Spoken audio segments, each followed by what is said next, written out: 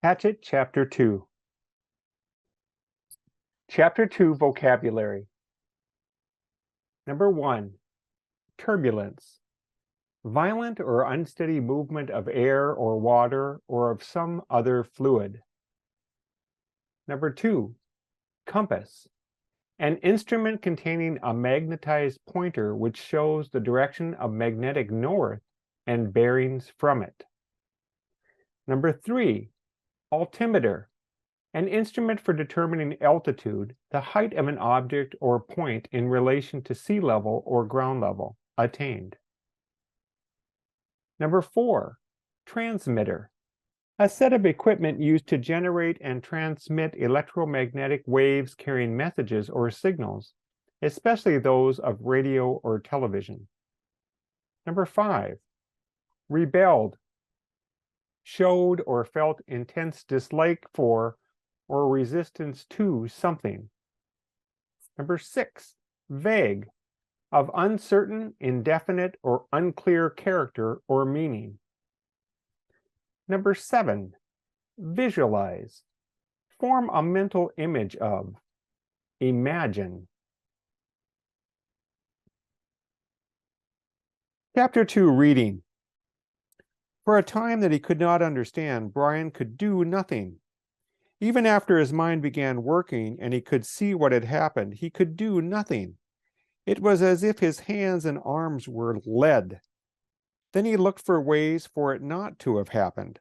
Be asleep, his mind screamed at the pilot.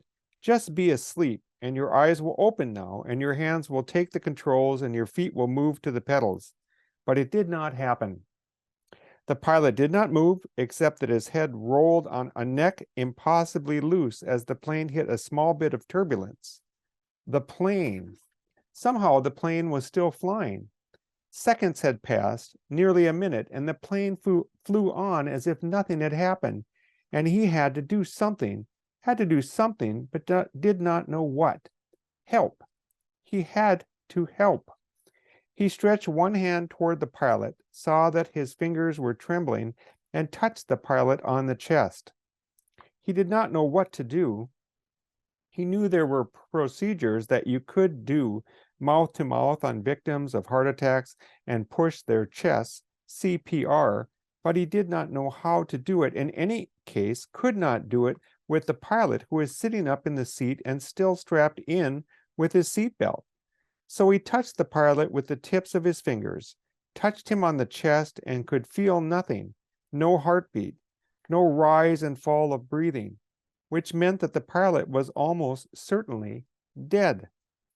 Please, Brian said, but did not know what or who to ask. Please. The plane lurched again, hit more turbulence, and Brian felt the nose drop. It did not dive, but the nose went down slightly, and the down angle increased the speed, and he knew that at this angle, this slight angle down, he would ultimately fly into the trees. He could see them ahead on the horizon, where before he could see only sky. He had to fly it somehow, had to fly the plane. He had to help himself. The pilot was gone, beyond anything he could do. He had to try and fly the plane. He turned back in the seat, facing the front, and put his hands, still trembling, on the control wheel, his feet gently on the rudder pedals. You pull back on the stick to raise the plane. He knew that from reading. You always pull back on the wheel. He gave it a tug, and it slid back toward him easily, too easily. The plane, with the increased speed from the tilt down, swooped eagerly up and drove Brian's stomach down. He pushed the wheel back in, went too far this time, and the plane's nose went below the horizon, and the engine speed increased with the shallow dive. Too much. He pulled back again, more gently this time, and the nose floated up again. Too far, but not as violently as before. Then down a bit too much, and up again as before. Then down a bit too much, and up again, very easily, and the front of the engine cowling settled.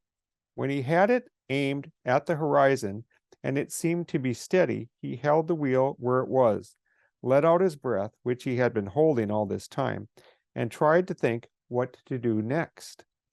It was a clear blue sky day with fluffy bits of clouds here and there, and he looked out the window for a moment, hoping to see something, a town or village, but there was nothing, just the green of the trees, endless green, and the lake scattered more and more thickly as the plane flew where? He was flying, but did not know where, had no idea where he was going. He looked at the dashboard of the plane, studied the dials, and hoped to get some help, hoped to find a compass. But it was all so confusing, a jumble of numbers and lights.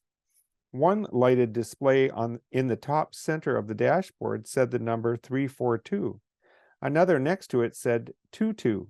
Down beneath that, there were dials with lines that seemed to indicate what the winds were doing, tipping or moving, and one dial with a needle pointing to the number 70, which he only thought might be the altimeter, the device that told him his height above the ground, or above sea level. Somewhere he had read something about altimeters, but he couldn't remember what or where or anything about them. Slightly to the left and below the altimeter, he saw a small rectangular panel with a lighted dial and two knobs. His eyes had passed it over 2 or 3 times before he saw what was written in tiny letters on top of the panel. Transmitter 221 was stamped in the metal, and it hit him finally that this was the radio. The radio, of course. He had to use the radio. When the pilot had been hit the way he couldn't bring himself to say that the pilot was dead, couldn't think of it, he had been trying to use the radio. Brian looked at the pilot. The headset was still on his head, turned sideways a bit from his jamming back into the seat, and the microphone switch was clipped into his belt. Brian had to get this headset from the pilot, had to reach over and get the headset from the pilot, or he would not be able to use the radio to call for help. He had to reach over. His hands began trembling again. He did not want to touch the pilot, did not want to reach for him, but he had to. He had to get the radio. He lifted his hands from the wheel just slightly and held them, waiting to see what would happen. The plane flew on normally, smoothly. All right, he thought, now to do this thing. He turned and reached for the headset, slid it from the pilot's head, one eye on the plane, waiting for it to dive. The headset came easily, but the microphone switch at the pilot's belt was jammed in, and he had to pull to get it loose. When he pulled, his elbow bumped the wheel and pushed it in, and the plane started down in a shallow dive. Brian grabbed the wheel and pulled it back too hard again, and the plane went through another series of stomach-wrenching swoops up and down before he could get it under control. When things had settled again, he pulled at the mic cord once more and at last jerked the cord free. It took him another second or two to place the headset on his own head and position the small microphone tube in front of his mouth. He had seen the pilot use it, had seen him depress the switch at his belt, so Brian pushed the switch in and blew into the mic. He heard the sound of his breath in the headset. Hello, is there anybody listening on this? Hello? He repeated it 2 or 3 times and then waited but heard nothing except his own breathing. Panic came then. He had been afraid, had been stopped with the terror of what was happening, but now panic came, and he began to scream into the microphone, scream over and over. Help! Somebody help me! I'm in this plane and don't know. And he started crying with the screams, crying and slamming his hands against the wheel of the plane, causing it to jerk down, then back up. But again, he heard nothing but the sound of his own sobs in the microphone, his own screams mocking him, coming back into his ears. The microphone. Awareness cut into him. He had used a CB radio in his uncle's pickup once. You had to turn the mic switch off to hear anybody else. He reached to his belt and released the switch. For a second, all he heard was the whoosh of the empty airwaves. Then, through the noise and static, he heard a voice. Whoever is calling on this radio net, I repeat, release your mic switch. You are covering me. You are covering me. Over. It stopped and Brian hit his mic switch. I hear you. I hear you. This is me. He released the switch. Roger, I have you now. The voice was very faint and breaking up. Please state your difficulty and location. And say over to signal end of transmission. Over. Please state my difficulty, Brian thought. God, my difficulty. I'm in a plane with a pilot he can't fly, and I don't know how to fly. Help me. Help. He turned his mic off without ending transmission properly. There was a moment's hesitation before the answer. Your signal is breaking up, and I lost most of it. Understand, pilot, you can't fly, correct? Over. Brian could barely hear him now, heard mostly noise and static. That's right, I can't fly. The plane is flying now, but I don't know how much longer. Over. Lost signal. Your location, please. Flight number. Location. Ver. I don't know my flight number or location. I don't know anything. I told you that. Over. He waited now, waited, but there was nothing. Once, for a second, he thought he heard a break in the noise, some part of a word, but it could have been static. 2, 3 minutes, 10 minutes, the plane roared and Brian listened but heard no one. Then he hit the switch again. I don't know the flight number. My name is Brian Robeson, and we left Hampton, New York, headed for the Canadian oil fields to visit my father. And I do not know how to fly an airplane and the pilot. He let go of the mic. His voice was starting to rattle, and he felt as if he might start screaming at any second. He took a deep breath. If there is anybody listening who can help me fly a plane, please answer. Again, he released the mic, but heard nothing but the hissing of noise in the headset. After half an hour of listening and repeating the cry for help, he tore the headset off in frustration and threw it to the floor. It all seemed so hopeless. Even if he did get somebody, what could anybody do? Tell him to be careful? All so hopeless. He tried to figure out the dials again. He thought he might know which was speed. It was a lighted number that read 160, but he didn't know if that was the actual miles an hour or kilometers, or if it just meant how fast the plane was moving through the air and not over the ground. He knew airspeed was different from ground speed, but not by how much. Parts of books he'd read about flying came to him. How wings worked, how the propeller pulled the plane through the sky, simple things that wouldn't help him now.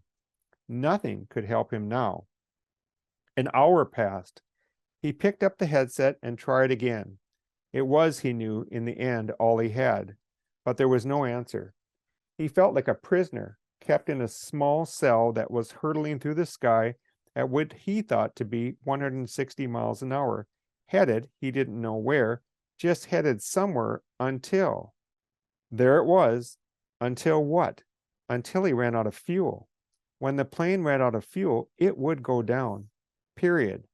Or he could pull the throttle out and make it go down now. He had seen the pilot push the throttle in to increase speed. If he pulled the throttle back out, the engine would slow down and the plane would go down. Those were his choices. He could wait for the plane to run out of gas and fall, or he could pull the throttle out and make it happen sooner. If he waited for the plane to run out of fuel, he would go farther. But he did not know which way he was moving. When the pilot had jerked, he had moved the plane, but Brian could not remember how much or if it had come back to its original course. Since he did not know the original course anyway and could only guess at which display might be the compass, the one reading 342, he did not know where he had been or where he was going. So it didn't make much difference if he went down now or waited. Everything in him rebelled against stopping the engine and falling now. He had a vague feeling that he was wrong to keep heading as the plane was heading, a feeling that he might be going off in the wrong direction, but he could not bring himself to stop the engine and fall. Now he was safe, or safer than if he went down. The plane was flying, he was still breathing. When the engine stopped, he would go down. So he left the plane running, holding altitude, and kept trying the radio. He worked out a system. Every 10 minutes, by the small clock built into the dashboard, He tried to radio with a simple message: I need help. Is there anybody listening to me? In times between transmissions, he tried to prepare himself for what he knew was coming. When he ran out of fuel, the plane would start down. He guessed that without the propeller pulling, he would have to push the nose down to keep the plane flying. He thought he may have read that somewhere, or it just came to him. Either way, it made sense. He would have to push the nose down to keep flying speed, and then, just before he hit, he would have to pull the nose back up to slow the plane as much as possible. It all made sense. Glide down, then slow the plane and hit. Hit. He would have to find a clearing as he went down. The problem with that was that he hadn't seen one clearing since they'd started flying over the forest. Some swamps, but they had trees scattered through them. No roads, no trails, no clearings. Just the lakes. And it came to him that he would have to use a lake for landing. If he went down in the trees, he was certain to die.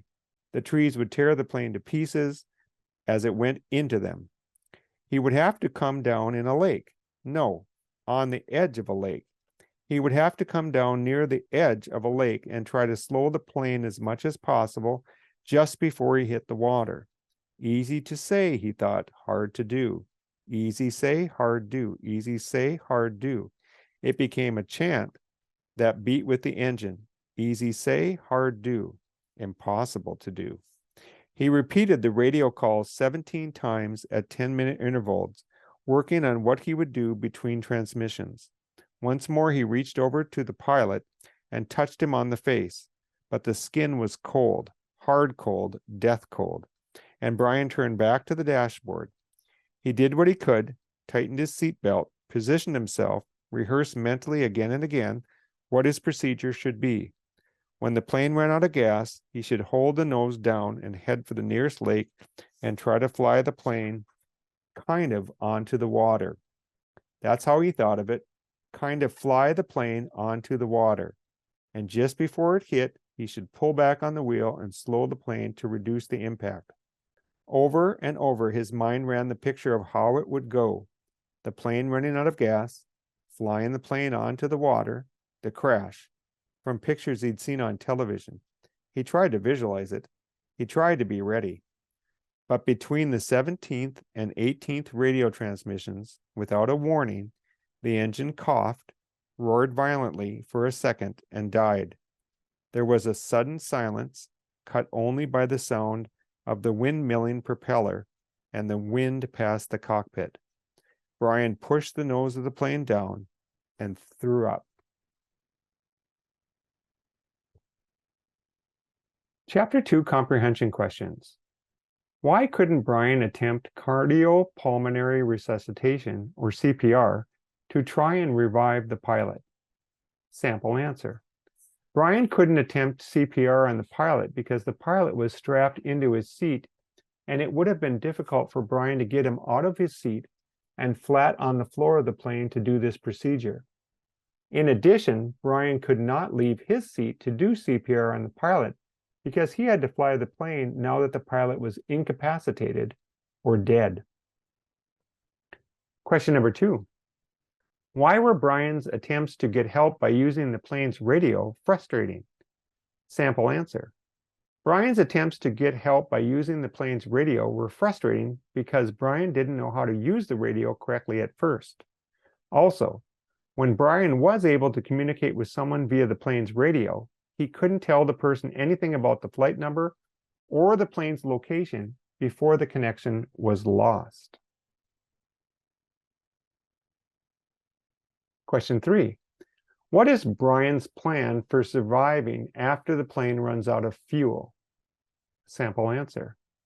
Brian's plan for surviving once the plane runs out of fuel is to glide it to as soft a landing as possible on one of the many lakes he sees scattered amongst the miles of forest. Question 4. Even if Brian can land the plane without being killed, why is it unlikely he will be rescued quickly? Sample answer. Even if Brian survives a crash landing in a lake, it is unlikely he will be rescued quickly because when the pilot had the heart attack, His involuntary body movements caused the plane to go off course. Rescuers will likely look for Brian and the pilot along the flight plan filed by the pilot before the start of the flight. And this takes us to chapter number 3.